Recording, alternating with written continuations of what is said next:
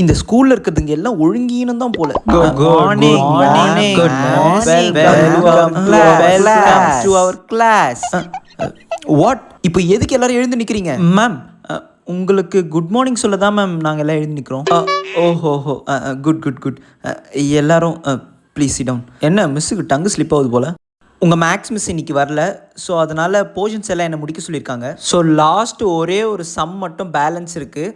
அதை மட்டும் இப்போ கம்ப்ளீட் பண்ணிடலாம். அம்மா, யாராவது போயிட்டு ஒரே ஒரு சாக் மட்டும் பக்கத்து கிளாஸில் போய் வாங்கிட்டு வாங்க. Ma'am, we have chalk ma'am. Chalk நீங்களே வச்சுருக்கீங்களா? இந்தாங்க மேம். இங்கே யாருமே சாக்லாம் சாப்பிட மாட்டிங்களா? வாட்? சாக் எப்படி மேம் சாப்பிட முடியும்? ஹேய் சூப்பர்ரா.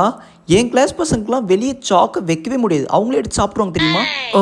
சாக் பீசஸ் சாப்பிடுவாங்களா? இப்போ நான் எழுதுகிற ஸ்டெப்ஸ் அப்படியே ஃபாலோ பண்ணிகிட்டே வாங்க. ஆமாண்டா, நீ கவனிச்சியா? நானும் இப்போ தான் கவனிக்கிறேன். ஹே யூ பாய், என்ன உட்காந்து பல்ல காமிச்சிக்கிட்டு இருக்க? ஸ்கூலுக்கு படிக்க வரியா இல்லை உட்காந்து பல்ல காமிக்க வரியா? Miss, no miss. நீங்கள் ஒரு ஸ்டெப்பை விட்டுட்டு அப்படியே எல்ஹெச்எஸ் ஸ்கூல் ஆர்ஹெச்எஸ்ன்னு எழுதிட்டீங்க மேம். எங்கே? அது பார்க்குறதுக்கு ஏதோ மனப்பாடம் பண்ணி எழுதுன மாதிரி இருந்தது மேம். அதுதான் மேம் சொல்லிட்டு இருந்தேன். ஓ, இவனுங்க நமக்கு சொல்லி கொடுப்பானுங்க போலியே.